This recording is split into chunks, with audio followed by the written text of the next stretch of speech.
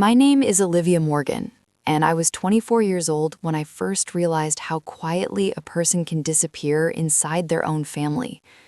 Before that, I existed in a space that felt steady, predictable, and almost soft around the edges. I wasn't the loudest one in the room or the person everyone looked toward when choices needed to be made, but I was always there, an easy presence, reliable in ways I never questioned.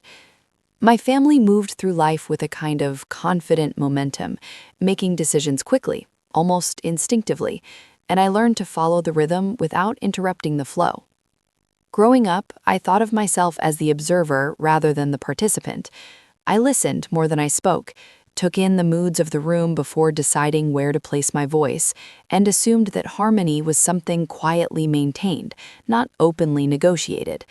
It never felt like a burden. It felt natural, as if each of us had a role, and mine just happened to be the steady one, who didn't require much attention to understand.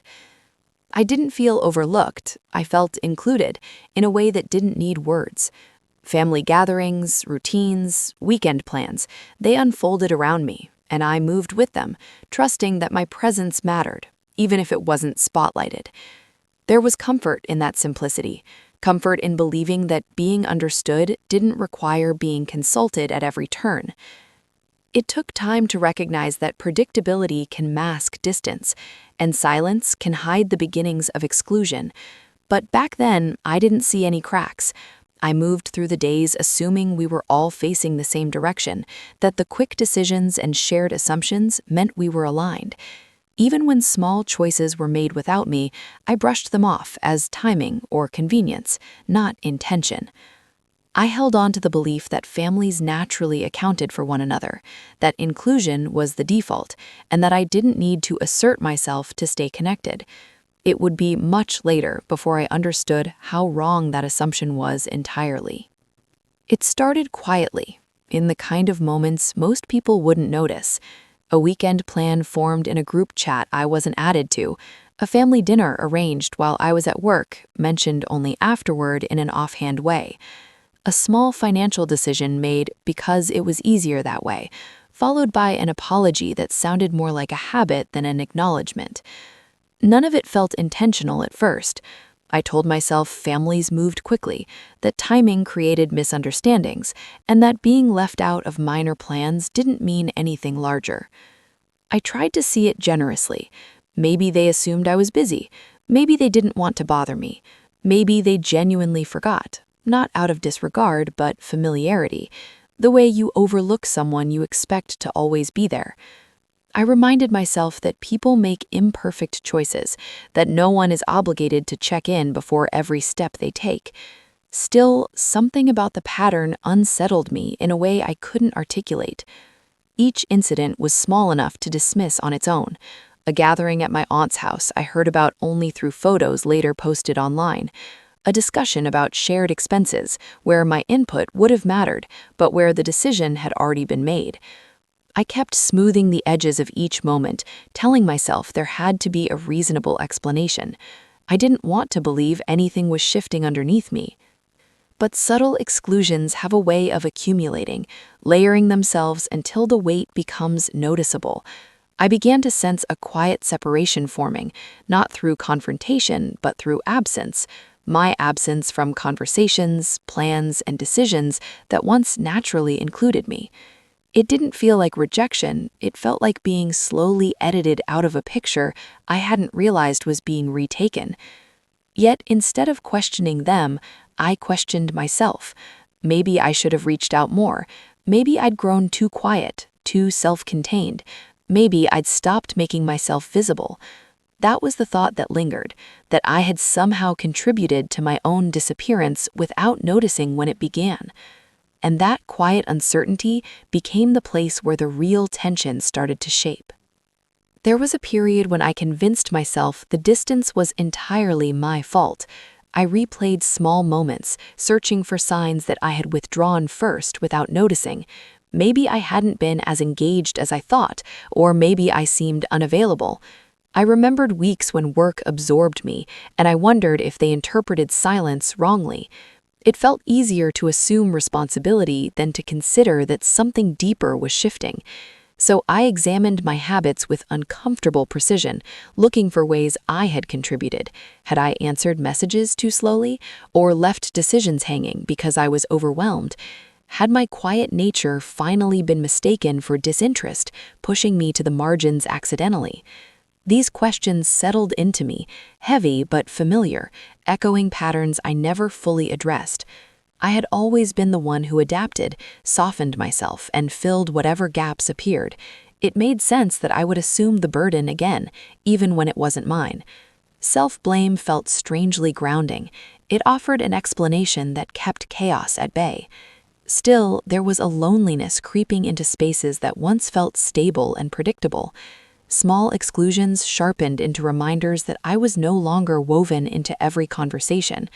I tried compensating quietly, initiating messages, asking gentle questions, showing more availability, but even those efforts seemed to pass unnoticed, absorbed into the family's usual momentum. My presence didn't shift anything, and my absence no longer created any visible gap. That realization pressed against me slowly, like a truth I wasn't prepared to acknowledge. The more I tried to reinsert myself, the more it felt like I was intruding. And so I retreated, not out of resentment, but out of growing emotional exhaustion. I spoke less, offered fewer opinions, and let conversations move without my contribution. Silence became easier than trying to interpret the meaning behind every overlooked detail. It wasn't a protest, it was a quiet resignation shaped by months of subtle displacement.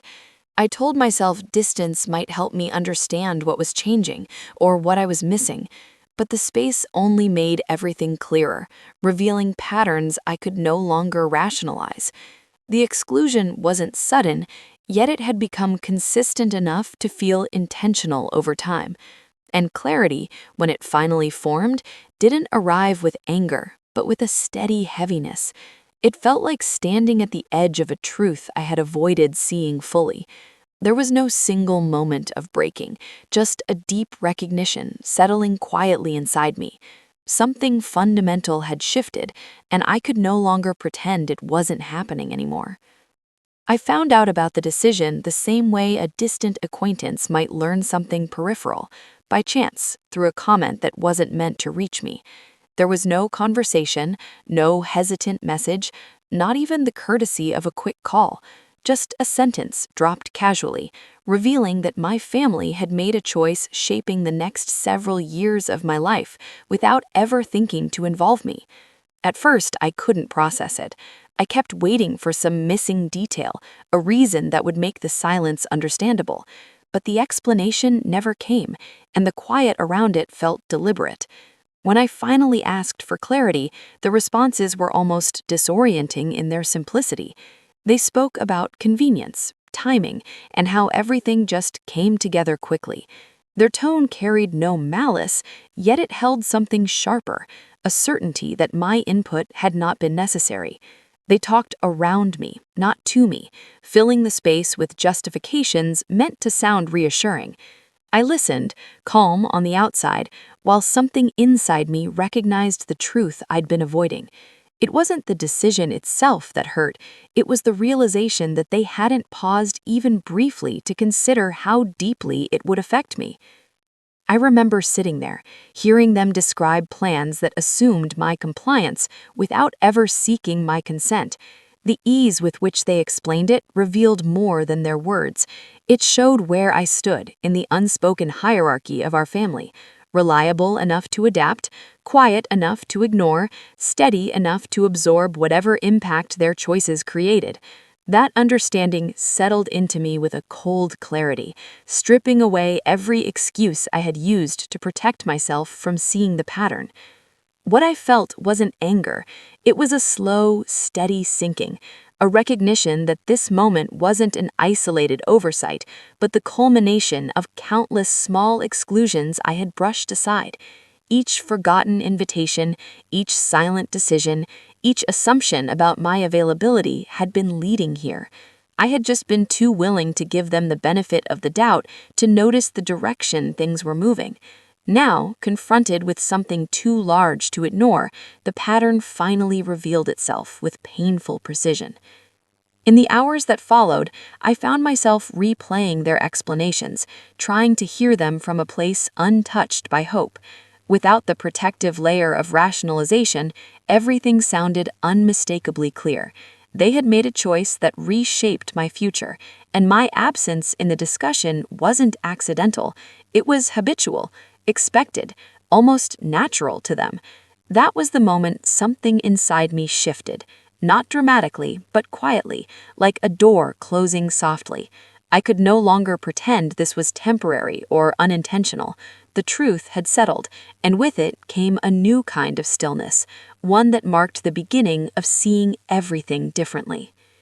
In the days after that decision, something in me went still. I didn't confront anyone, didn't ask for explanations beyond what was already given. I simply stepped back, the way a person does when they finally realized they've been leaning against a door that was never going to open. My silence wasn't strategic, it was the only response that felt honest. I no longer had the energy to keep inserting myself into conversations where my presence had already been discounted.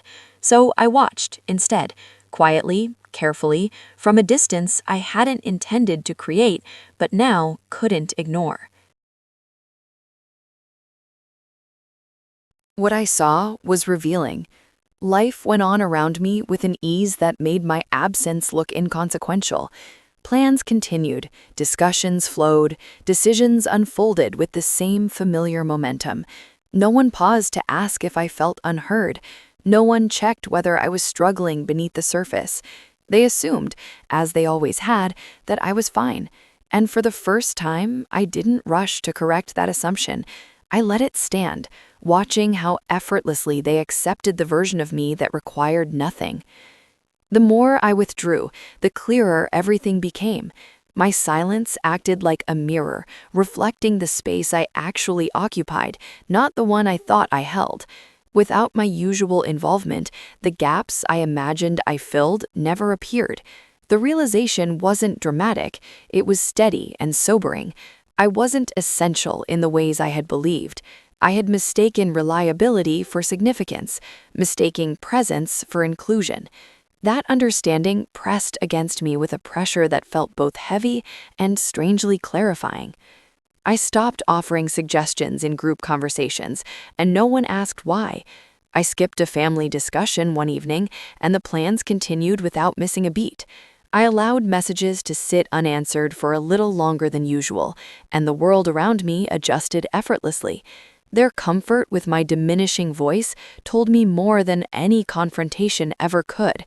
It showed me how far I had already drifted, quietly, gradually, long before I noticed it myself. Yet the withdrawal wasn't punishment, and it wasn't an attempt to make anyone chase after me. It was a natural response to understanding my place with new eyes. I needed the distance to breathe, to think, to stop molding myself into someone easy to overlook. The pressure that had built over months didn't explode outward, it folded inward, settling into a kind of contemplative restraint. For the first time, I wasn't scrambling to fix the dynamic or rationalize it. I was simply witnessing it without interference. And in that witnessing, a shift began, subtle, internal, unmistakable. Not the kind fueled by resentment, but the kind born from clarity that changes a person quietly and permanently. A shift that marked the beginning of letting go, not out of bitterness, but out of the undeniable truth of what clarity didn't arrive suddenly. It formed slowly, settling into place one quiet realization at a time. I began to understand that I could not force people to consider what they had never taken the time to see. I couldn't make myself visible to those who had grown comfortable looking past me. That recognition wasn't painful in the way I expected. It felt strangely grounding, as if something long tangled inside me had finally been set down. There was no anger attached to it, no urge to confront anyone or demand explanations, just a calm acceptance that the dynamic I had been trying to soften for years wasn't mine to fix. With that acceptance came a change in how I moved through my days. I stopped over-explaining myself, realizing how often I had justified my feelings to people who listened only out of obligation. I stopped offering updates on my plans, my schedule, or my thoughts. The habit had been automatic for so long that letting it fade felt like reclaiming a part of myself. I no longer tried to insert my voice into conversations where it had already been dismissed. Instead, I allowed silence to take its place, not as a weapon, but as a boundary. I didn't seek inclusion anymore. If plans were made without me, I let them stay that way. If information was shared selectively, I accepted that I wasn't the person they chose to consider. The old version of me would have stepped forward, tried harder, tried to prove that I deserved a place in the discussion. The new version simply observed, understanding that the effort had never been mine to make. I wasn't withdrawing out of resentment, I was withdrawing from expectations that had worn me down for years. Internally, the shift felt like settling into a quieter, more self-contained space. I stopped reaching for reassurance. I stopped looking for signs that I mattered in ways I clearly didn't. Instead, I turned inward, becoming someone who didn't need to be centered to feel steady. For the first time, I allowed myself to imagine a life that didn't revolve around their approval or involvement. That thought alone created a small, private sense of independence I hadn't known I needed. My conversations grew shorter. My presence became lighter. I responded when spoken to, but I no longer filled the empty spaces with unnecessary explanations. No one seemed to notice, which only confirmed how much of my effort had gone unrecognized all along. Their ease with my quietness showed me how accustomed they were to my self-erasure, how natural it felt for them when I stepped aside. Yet the detachment I felt wasn't cold, it was deliberate, thoughtful, and almost peaceful. I wasn't shutting them out, I was understanding where I stood. And from that understanding came the beginnings of a plan. Not revenge, not confrontation, but a reorientation of my life towards something steadier and more honest. I started thinking privately about the spaces I wanted to build for myself, the commitments I wanted to release, and the people I wanted to invest in with more intention. I didn't speak these thoughts aloud. They were mine, and they felt safer that way.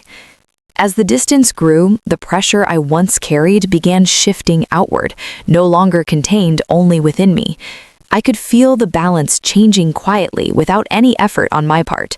My silence, once overlooked, was beginning to create its own presence, and though I didn't know it yet, that absence would soon echo louder than all the years I had spent trying to be heard. I had seen. The shift in our dynamic showed itself slowly, through ordinary moments no one notices until they stop working. Without my usual presence smoothing conversations or filling in forgotten details, small cracks began forming in places that once felt effortless. Misunderstandings surfaced more often, plans unraveled because no one confirmed the simplest things, and the familiar rhythm they relied on lost its shape. I hadn't realized how much invisible labor I carried until I set it down. My absence wasn't loud, but it created an imbalance they struggled to navigate. I watched quietly as decisions that once seemed routine turned clumsy. A birthday was scheduled on the wrong weekend, a document was misplaced because everyone assumed I'd handled it, and small disagreements lingered without someone to redirect the tone. None of these moments were dramatic, yet together they revealed how much steadiness I had contributed simply by being present. I had never asked for recognition, but seeing the gaps appear without me showed how deeply my consistency had woven itself into our family structure. What struck me most was how unprepared they were for the space I left behind. At first, they didn't reach out, likely expecting me to return to old habits. But days passed, and the distance held. Without my quiet balancing, communication frayed. Conversations grew shorter, decisions dragged, and the ease they once moved with faded into hesitation. I hadn't withdrawn to expose anything, but withdrawal revealed the truth anyway.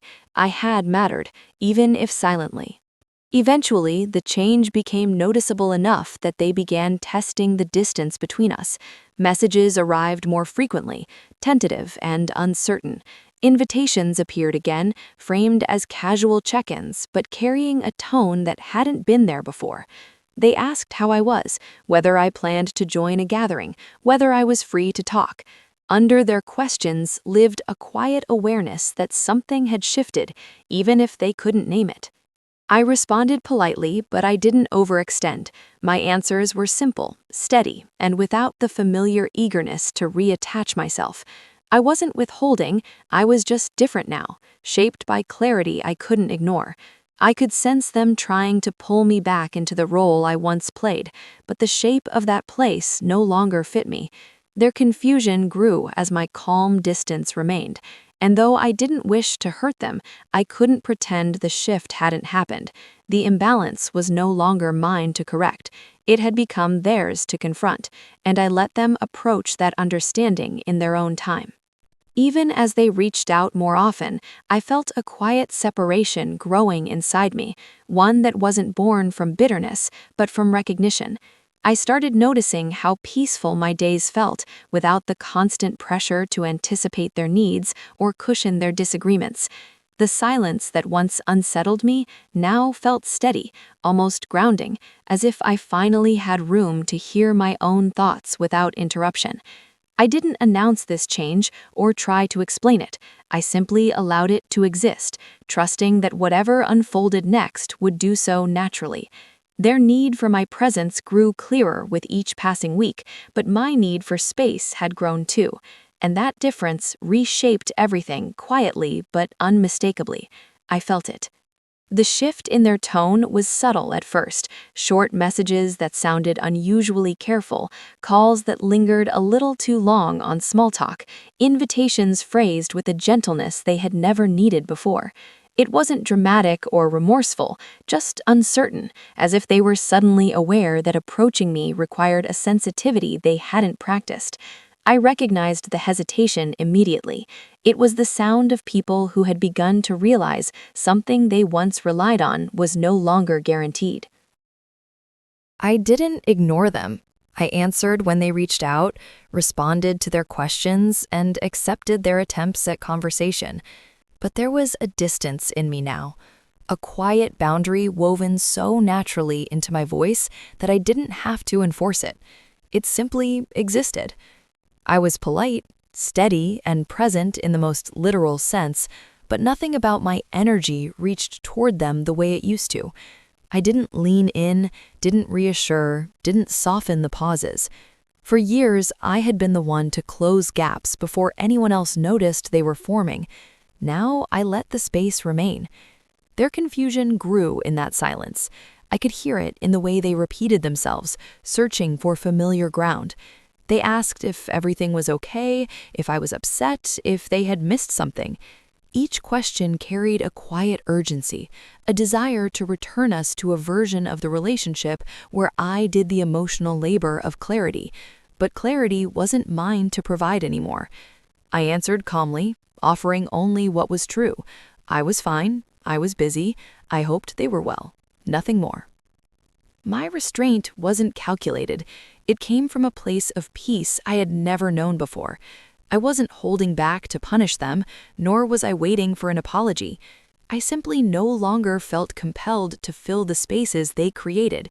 They had taught me, without meaning to, how little my efforts had influenced the patterns between us. Stepping back had shown me how much I had given, and how little was required of them in return. Once seen, that truth couldn't be unseen. They began trying harder, dropping by unexpectedly, offering help with small things, suggesting plans they thought might interest me. Each gesture was wrapped in a gentle insistence, as though they believed effort alone could pull me back into old rhythms. I appreciated the attempts, but they arrived too late to touch the place where my boundaries now lived. I participated when I chose to, but I no longer felt responsible for maintaining the closeness they had once taken for granted. Their world was adjusting to the distance between us, and mine was adjusting to the ease of not overreaching. There was no confrontation, no final discussion, just a quiet acknowledgement on my part that I had already stepped into a different version of myself, one they could approach but no longer rely on in the same unspoken way. In time, I realized I no longer needed to defend the changes I had made. The distance that once felt unfamiliar now felt natural, and with it came a steadiness I hadn't known I was capable of. When I finally spoke to my family about boundaries, it wasn't dramatic or emotional. I didn't list grievances or demand acknowledgement. I simply explained, calmly and clearly, what I was willing to offer and what I no longer could. My words were calm, measured, and free of blame. I wasn't trying to teach them a lesson. I was defining my life. I told them I would make my own decisions from now on, without waiting to be folded into plans that may or may not include me. I let them know I wouldn't step into emotional roles that left me drained and unseen. I would show up where I chose to, not where I felt pressured to, and I would participate in conversations only when I felt I had something meaningful to add, not to hold the peace that others took for granted. There was no resistance from them, only a quiet recalibration. They adjusted more quickly than I expected, perhaps sensing that this version of me wasn't temporary. Invitations came with more clarity, not assumption. Requests were phrased as questions, not expectations. They didn't rely on my silence to bridge misunderstandings anymore. They handled their own tensions without waiting for me to smooth them over. The shift wasn't dramatic. It was subtle, respectful, and steady. In my own life, the changes were deeper. I made decisions without hesitation, planned my days without accommodating unspoken obligations, and allowed myself to prioritize what brought me ease rather than guilt. Financially and emotionally, I stood more firmly on my own feet. The independence wasn't loud. It was quiet and deeply grounding. There was no sense of victory in any of this, just a calm understanding that I had stepped into a version of myself that didn't need to be validated by anyone. My family adjusted around me, and for the first time, I didn't bend to make that adjustment easier. It was the beginning of peace, not closure, guiding me gently toward whatever waited next. Looking back, I can see how everything unfolded with a quiet inevitability. By stepping aside and letting them finish excluding me, I learned something I had never paused long enough to understand. Not every space I occupied was meant for me, and not every role I carried was mine to hold forever. The hurt was real, and I don't pretend it wasn't, but it wasn't destructive. It revealed truths I had spent years softening, truths that finally allowed me to see myself without the weight of everyone else's expectations. There was a time when I believed belonging came from being needed, from being available, from shaping myself into whatever kept the peace. But distance has a way of clearing what closeness blurs. When I withdrew, I didn't lose them. I simply lost the version of myself that relied on their recognition to feel steady. What remained was quieter, more grounded, and far more honest. I no longer waited for an invitation to feel included, or for acknowledgement to feel real. My existence didn't depend on being accounted for. Their choices showed me the limits of the place I held, but my response showed me the depth of the place I could build. I didn't return to old patterns, and I didn't hold on to resentment. I let the pain pass through me, knowing it had a purpose beyond the immediate sting. It shaped a boundary I had never known I was allowed to have, and once I felt its strength, there was no reason to reach back for what had once defined me. I see my family differently now, not with bitterness, but with clarity. They acted within the comfort of their habits, and I finally acted within the truth of mine.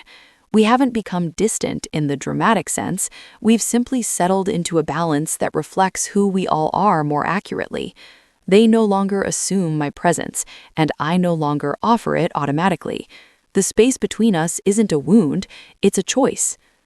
If anything, I'm grateful, not for the exclusion itself, but for what it revealed.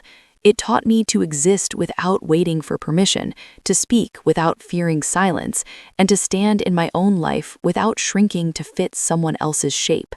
And in that quiet understanding, I found a kind of empowerment that feels steadier than any victory could.